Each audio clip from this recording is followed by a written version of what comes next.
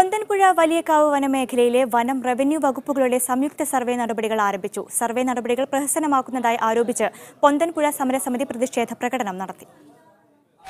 പൊന്തൻപുഴ വലിയകാവ് വനമേഖലയോട് ചേർന്ന് 150 വർഷങ്ങളായി താമസിക്കുന്ന 1200ഓളം കുടുംബങ്ങൾക്ക് പട്ടയം നൽകണമെന്നാവശ്യപ്പെട്ട നാട്ടുകാർ കഴിഞ്ഞ 270 ദിവസങ്ങളായി പെരുമ്പെട്ടി വില്ലേജ് ഓഫീസിന് മുന്നിൽ അനിശ്ചിതകാല സത്യാഗ്രഹം നടത്തി വരികയാണ്. ഇതിനിടെ കഴിഞ്ഞ ജനുവരി 10-ന് വനംവകുപ്പ് മന്ത്രി കെ രാജുവിന്റെ അധ്യക്ഷതയിൽ നടന്ന ഉന്നതതല യോഗത്തിലാണ് കർഷകരുടെ ഭൂമി വനഭൂമിയിലാണോ എന്ന് നിശ്ചയിക്കുന്നതിനായി സംയുക്ത സർവേ നടത്താൻ തീരുമാനിച്ചത്. ജനുവരി 31-നകം സർവേ റിപ്പോർട്ട് സമർപ്പിക്കണമെന്നും യോഗത്തിൽ തീരുമാനമായിരുന്നു.